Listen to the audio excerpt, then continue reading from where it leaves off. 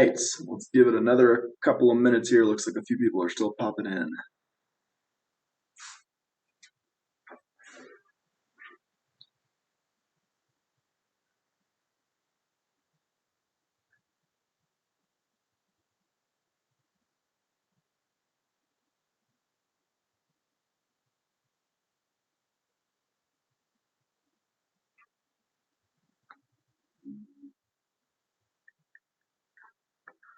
Let's go one more minute. Got a couple stragglers here.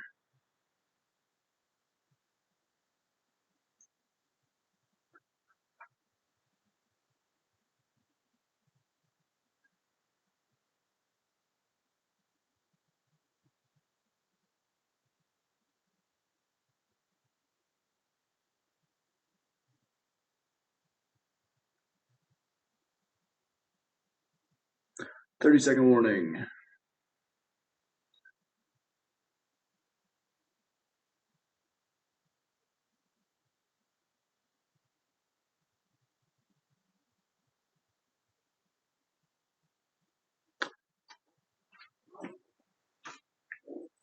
All right, let's get going. Appreciate everybody being here. Thanks for making the time, and I hope this is a really valuable use of your time. My name is Dave Umphress, and in a couple minutes here, I'll give you a little bit of a background on who I am and why I'm doing this class and not somebody else. But real quick here, I thought we'd jump in by starting to talk about why we're doing this. We find ourselves in the most difficult market for buyers probably ever in our history in the Colorado real estate market. At any given time throughout the week, we're seeing maybe around 2,200 to 2,500 homes on the market in the entire Denver Metro MLS, multiple listing service, which is the 7 counties around Denver and typically goes up into northern Colorado and down into Colorado Springs.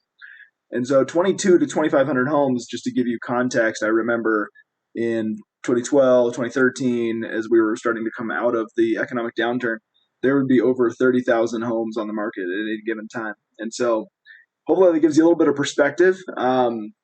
And that was also obviously before we saw a pretty significant population growth in the last 10 years as well. So this has obviously led to some pretty extreme supply and demand ramifications and home prices skyrocketing. So today we constantly hear sellers say, I would love to sell, but where would I go? Or it seems like a really difficult time to buy and sell at the same time right now. And they're right, it is difficult. And who you work with probably matters more than ever right now. Side note, as a team, we're actually launching a Who You Work With Matters campaign pretty soon here, where we're giving away some tickets right down by the stage to the Who concert coming up in a couple months. And so it's going to be really fun. And we're actually giving away several pairs of tickets to the Who concert because Who You Work With matters. So stay tuned for that. It's going to be awesome. But follow us on social media for more info on that. But who am I? My name is Dave Umphress. Like I said, I run a real estate team called the Flourish Real Estate Network. And the Flourish Real Estate Network is essentially several agents and teams spread around the Front Range of Colorado, gathering around our shared vision of contributing to human flourishing causes as a result of real estate sales. So every time a house sells, 25% of the profit goes to our team's internal nonprofit called Flourish Alliance, which partners with a variety of causes that we would say contribute to human flourishing. So local examples would be organizations that support those currently experiencing homelessness through food, sanitation supplies, job training, dignity, families experiencing food insecurity, school supplies for kids, human trafficking issues. Internationally, we primarily focus on the water crisis in sub-Saharan Africa and the corresponding sanitation and hygiene issues and HIV/AIDS education and prevention issues.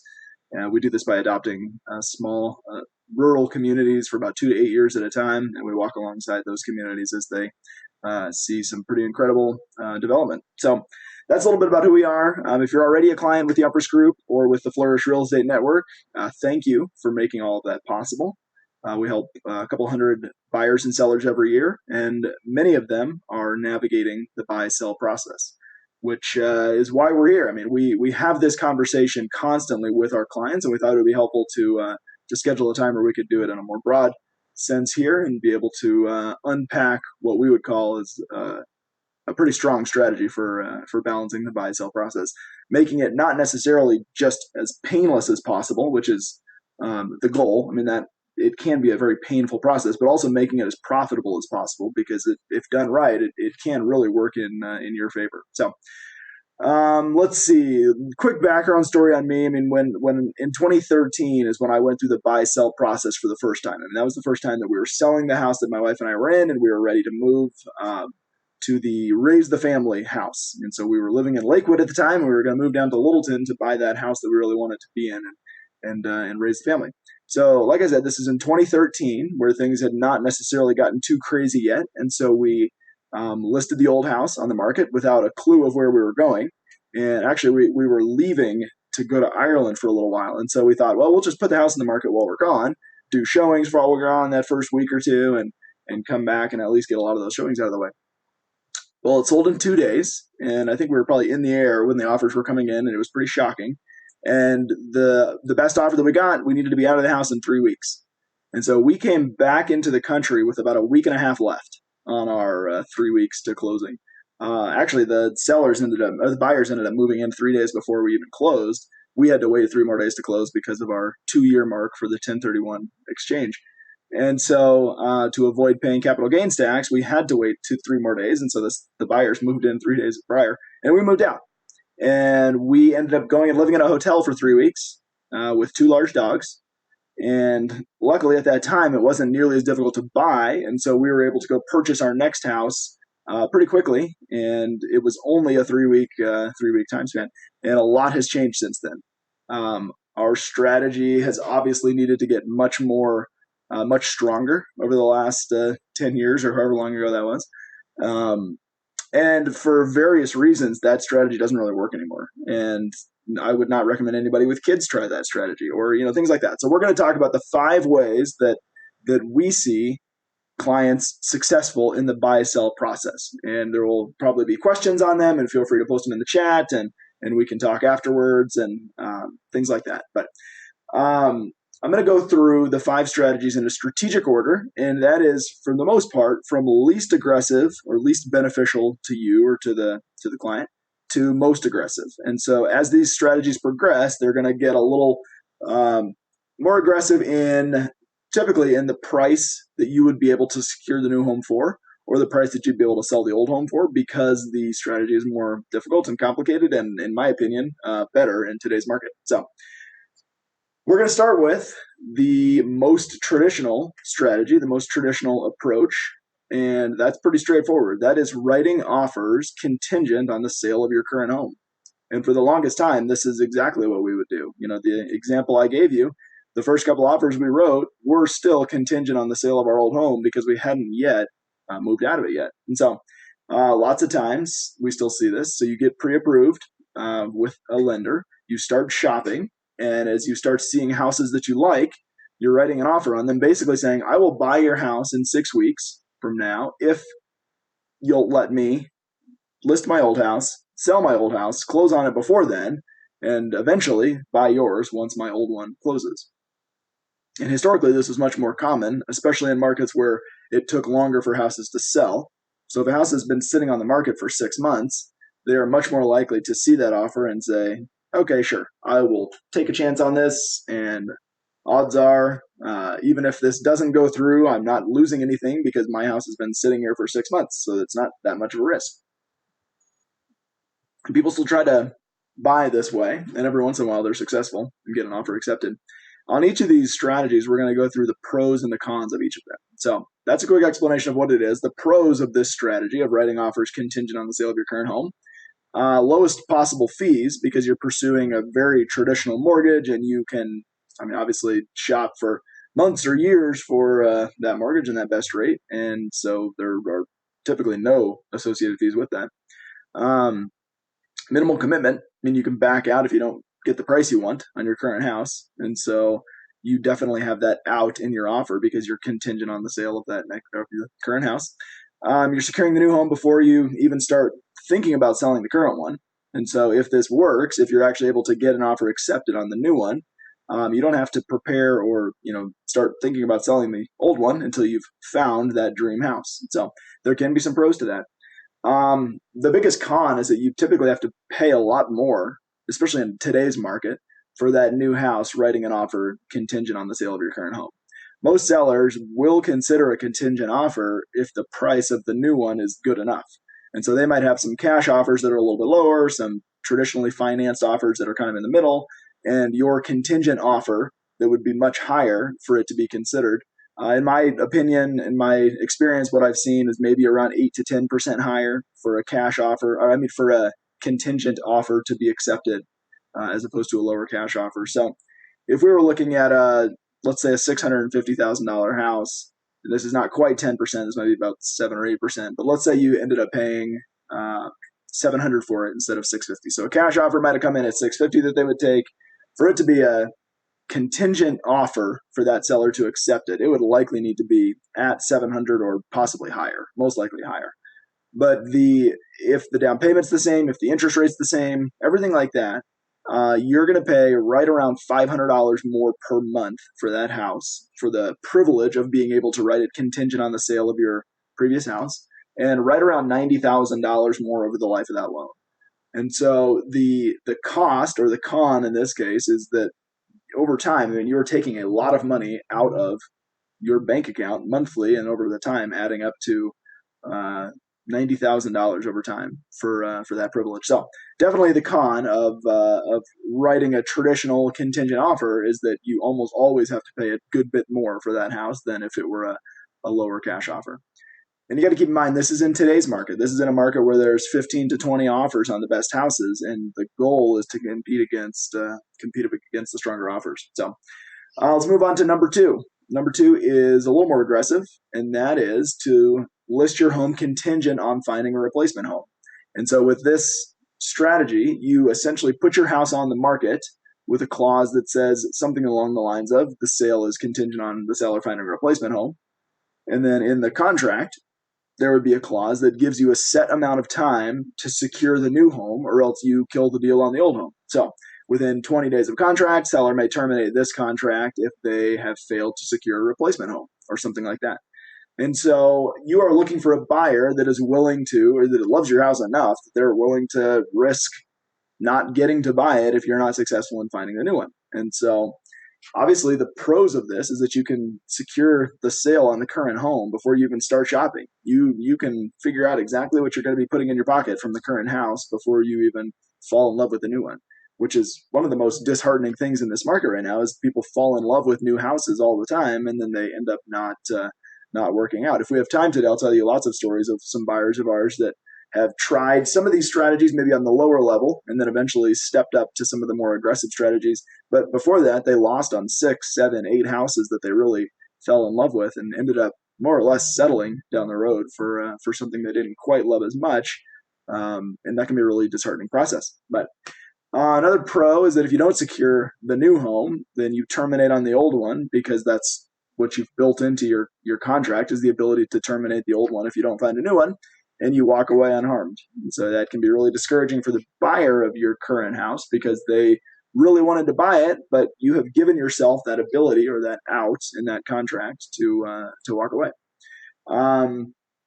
The cons of this, biggest con would be that you have a relatively small buyer pool, because not every buyer can gamble on your ability to find and fall in love with a new house, especially in this market. So even if a buyer does go for that, the likelihood of you actually going and being successful in the purchase, it's not terribly high right now. And so the certain con is that most buyers would understand, hey, this isn't even all that likely. I need to hold this with an open hand, because there's a pretty good chance that this could still fall through. So many buyers right now don't really have that ability. I mean, they need to secure something, and they don't have the ability to sit on the sidelines for 3 or 4 weeks waiting to see if you're able to find a house. So that is the next one. Number 3, a little more aggressive still, and this might be one of the more common ones we're seeing right now, and that is to list your home seeking a rent back from the seller.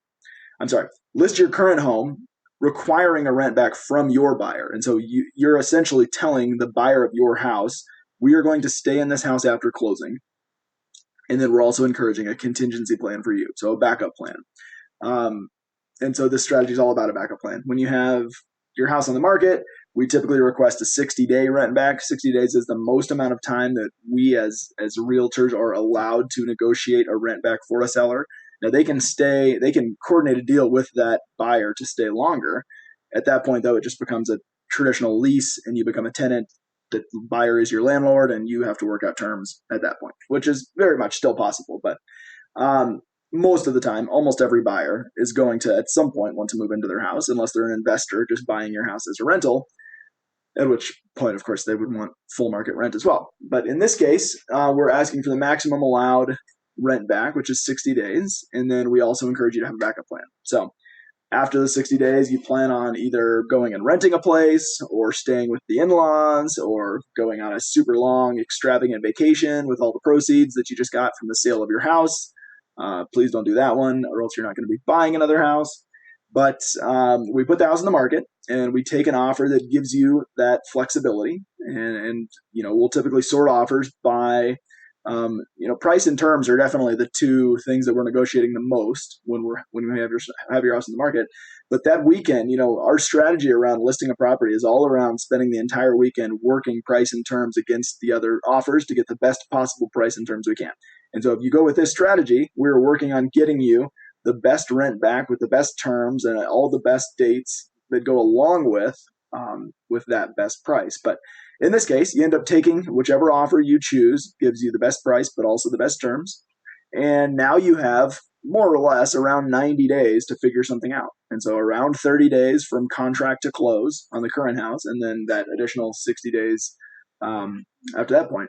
And typically we can do it. Almost always we can help somebody find and secure that new one. And once we're about 7 to 10 days out from closing on the current house, we don't really need to write those offers contingent on the sale of the old house, because we'll just push your inspection dates on the new house out past your closing date on the old house and terminate on the new one if the sale of the old one falls through. That was a little convoluted, but we can talk through that strategy when the time comes. But the point is that for the first couple of days or weeks, we need to write the offer on the new one contingent on the sale of the old one, just because it could still fall through.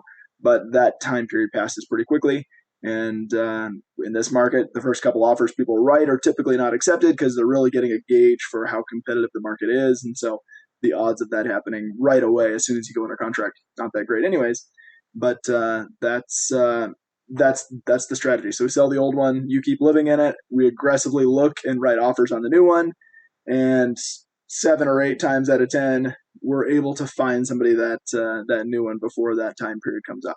So, and the most important thing though with this is that you've got to be writing strong offers. You can't be writing these "I've got time, I'll sit around and wait" kind of offers.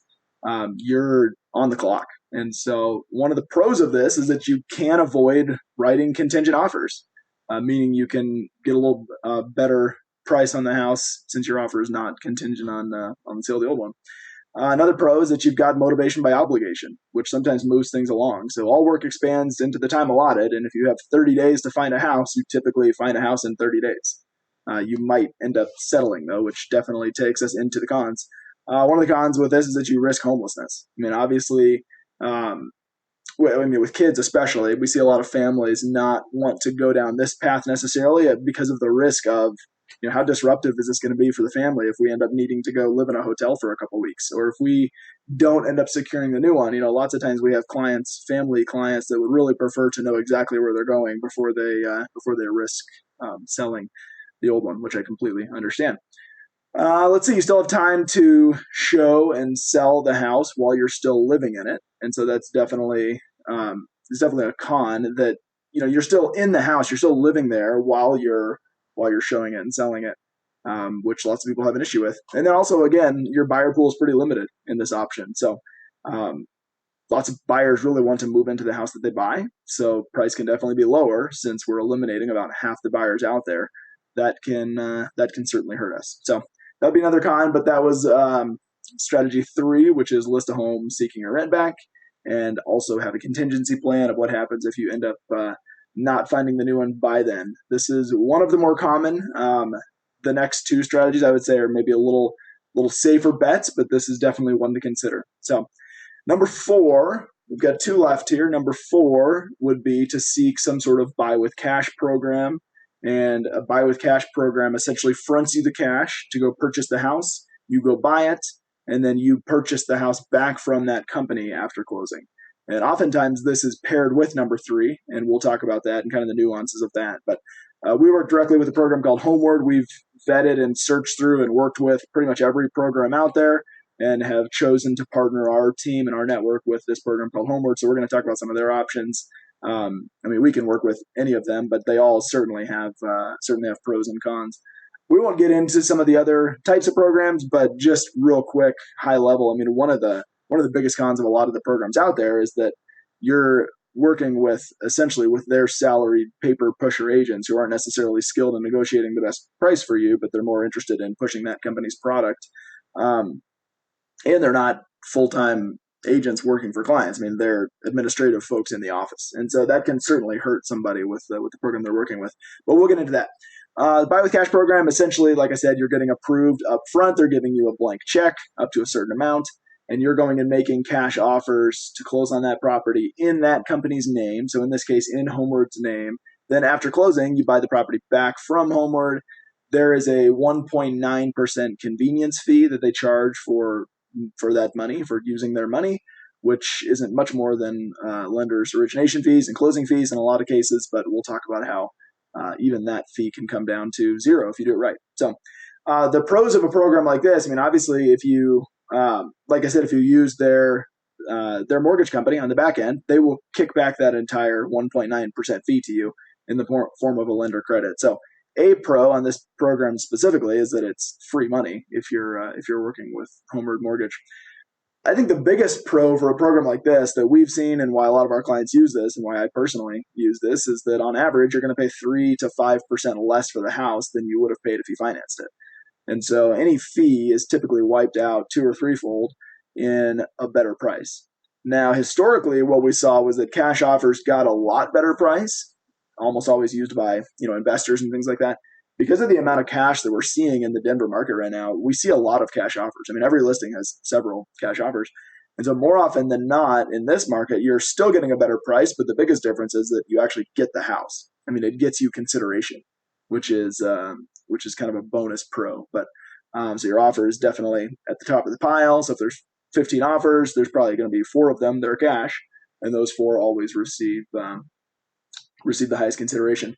The con is definitely the fee, the 1.9% fee. If you do choose to, some people have a mortgage company they really like or whatever. So if they continue working with that mortgage company to buy the house back, you would have that fee, which would of course be wiped out in terms of better price, better purchase price. But that can certainly be one of the cons.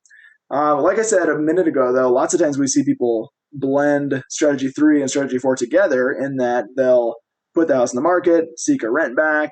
Even if the old house sells and you're using a program like Homeward's cash purchase program, you can typically secure the new house more likely. So you're more likely to be successful in getting the new house. You'll pay less for it. You'll pay 3 to 5% less for the new house, which is also great. But best of all is that you can close quickly. With something like this, you can close in 10 days. And so let's say you put all of the pre-approval stuff is done up front. So when you start writing offers with a program like this, there's really nothing else to figure out. And so you put the old house in the market, you get a buyer, you got 60 days to be out. Well, you go find your house that weekend, write a cash offer that gets you a 5% lower price, closing in 10 days. 10 days later, you're getting the keys and moving into that house. Now, then you work out the process with Homeward of buying the house back from them, but it can work really well to blend these strategies together. One other con on a program like this is that your qualification level is going to be lower. And so with a cash purchase program, they are essentially qualifying you based on what you can buy, even holding on to your current house. And so you have to keep that in mind, that your qualification limit is going to be a lot lower. And so this would only be best for somebody that has the financial ability to carry both of their mortgages, essentially. Which is why lots of clients will go with our 5th strategy we're going to talk about, but they will also try walking down the path of number 4, because just run with this scenario with me, the one I just gave you, where you sold the old house and then you started writing cash offers. Well, by the time you actually close on the cash offer that you're writing, you won't own that old house anymore. It'll be gone already. And so you will, at that point, only have to qualify for, you can qualify for the full amount that you would have. And so I'll get into the differences between number 4 and number 5 in just a minute, but just bear with me that, with that strategy, you would still be able to qualify for the other. But if you just do the buy with cash and hang on to your old house, you are going to need to be able to qualify for both of them. So, and we will talk about that. So let's go to number 5. Number 5 would be a buy before you sell program. Similarly, a lot of the same companies that we just talked about, they offer buy before you sell programs where they will essentially, it's kind of like a hard money loan, but it's really not, because they are buying the house up front and then you are selling the old house and then you are purchasing that new house back from them. So essentially you go shopping with a program like Homeward, like we talked about. You secure the new home with cash. So it's still a cash offer at that point. So you're paying 3 to 5% less than you would have paid otherwise. And then you wait to sell the old one until after you've moved into the new house. So you never pay for both houses at the same time. You pay a per diem rent on the old house that they come up with by just dividing their carrying cost divided by 30. That's the amount per day that you're paying to rent that house. And that amount is financed into the purchase of the new one. So you're never double paying. But so essentially the pros would be that you aren't pressured or rushed into just picking something. You can actually wait for the perfect house. So you get your approval, you go start shopping, and you fall in love with, buy the new house with cash. And then you start worrying about selling the old one afterwards. You can start worrying about it while you're under contract on the new one if you want, which is a good idea because then you're going to be paying less per diem after you close. We've had lots of clients that close relatively quickly on the sale of the old one because they listed the old one pretty soon after they went under contract on the new one. Another pro is that you sell the old house for more because it actually gives you time to declutter and move all the kids' toys out and the dogs out and stage the house and make it show really well. So you're really preparing the old house to get it sold for absolute top dollar. It's kind of like cheating. I mean, you're kind of double dipping in this market. So you're really minimizing the purchase price of the new one because you're writing it cash, you're writing it non-contingent on the sale of your old one. I mean, you're able to close quickly. You close in 10 days or sometimes less. And so you're really hacking the system of purchasing the new house with minimal price, lowest possible price. And you're hacking the system on maximizing the sales price of the old one because you're able to move out, declutter, stage, get it real pretty. So get the absolute highest possible price on the old one. And so I would say on average, I mean, maybe that delta would be around 5% on the one you're buying. So you pay 5% less, and maybe around 5% on the one that you're selling, get about 5% more. And so you're looking at a 10% delta, which, one of the cons of this program is that there is a fee. I mean, it does cost money to borrow their money to do this. It's that same 1.9% fee. RESPA requires them to charge the same fee for everybody. But they do rebate 0.5% of that back when you buy the new house using Homeward Mortgage. And so that would be a 1.4% fee effectively on your settlement statement that's being financed into the purchase of the loan, which isn't that far off from the lender fees that that would normally be charged, but it is a little bit higher. But for that 10% delta, if you end up with a 1.4% fee, to buy yourself the simplicity, the peace of mind, the ability to not have to, have your home family be homeless. I mean, it's certainly, in my opinion, worth any fee that you run into. And then the biggest difference too is that you can actually secure the house you fall in love with. We see families fall in love with houses all the time and their kids really, want that house and it's incredible, it's perfect, and they don't get it. And it's really disheartening. And this program allows you to actually secure the house that you want and not lose out on it. So the last con I would talk about is that the application process can be a little more laborious. This is feedback we get from a lot of clients. And essentially what they're doing is moving the entire loan approval process up front, where you're giving all your documents to the lender up front before you get your approval, as opposed to a traditional mortgage. You give them some things and they give you your pre-approval letter. Then you go secure a house. And then once you're under contract, you have to give them all the other things. And so there's kind of like this I don't know, you forget about the hassle and the pain of doing all the mortgage stuff because you're under contract with this house you want to buy.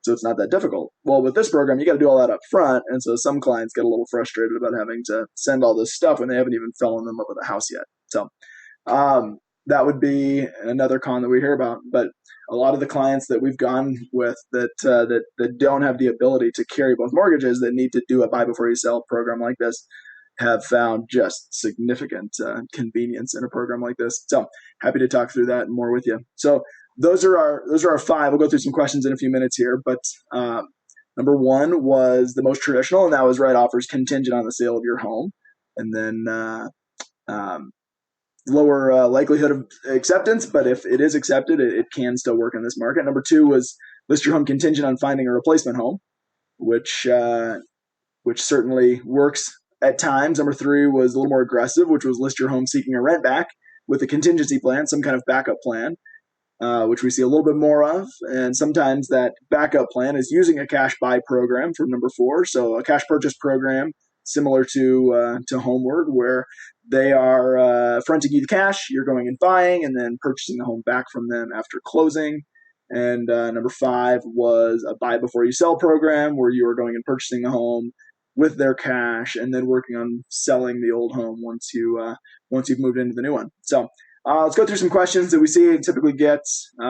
Does Homeward mark their rate up to make up for it? Now, Homeward's rates are very competitive. They have a best price guarantee that between the credit that they give and the interest rate, that they'll beat other lenders. So meaning if another lender has a slightly lower rate, between their rate and their credit, they'll get you there.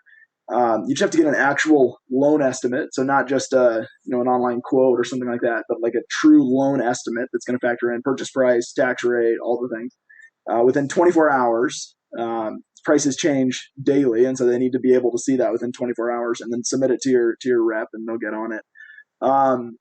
Next steps are, if you're already working with an agent with the Umphress Group or with the Flourish Real Estate Network, then you should get together with your agent and talk through strategy.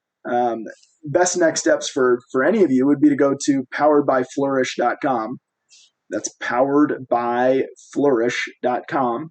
And there's more information on those two programs, the buy with cash and the buy before you sell program. You can start the application process there. You can go through a frequently asked questions section. If you're not working with an agent that's with us, you could tell them they should join us, first of all, and they'd be much happier here. But if not, they feel free to take the things you learned to your agent, or you can have your agent reach out to me. I'd be more than happy to answer questions and see if I can help them better understand some of these options. The easiest way for them to get me is to either look me up, or the easiest email to give over audio like this is davesoldmyhouse@gmail.com. It's not the email I use the most, but it's the email that's easiest to give over audio, davesoldmyhouse@gmail.com. And I'd be happy to help. But I hope that this was helpful. I hope there was a couple of strategies, a couple of things in there that opened up your mind a little bit about how things could work. But most of all, I hope that you see that this process is very doable. It's very possible. It's not as difficult or daunting as some people might think. And we do it over and over again. Like I told you, hundreds of times a year, we're helping people successfully navigate this process. Many times it's with a buy-sell strategy like one of the ones we talked about. So I really appreciate you tuning in. I hope there was some good stuff in there. And please don't hesitate to reach out with any questions. And of course, we would love to journey with you through the process. So best place to search and to find stuff to start the process would be our general consumer-facing site, which is viewallcoloradohomes.com. That's viewallcoloradohomes.com. That's the best place to start a search. The best place to get more information on some of the programs we talked about was poweredbyflourish.com. And if you just don't know where to start and you just want to reach out and ask questions or want to talk through some of this a little bit more, feel free to just shoot me an email, which again, the easiest one to say here is davesoldmyhouse@gmail.com. So I appreciate you. Lastly, follow us on social media on several different platforms, and there are always fun giveaways and valuable information and upcoming listings. We list more properties than anybody else in town, and so we have access to more upcoming and off-market stuff than anybody, and so it's a great place to see what's coming up too. So I hope that's helpful. Appreciate y'all, and hope you have a great day.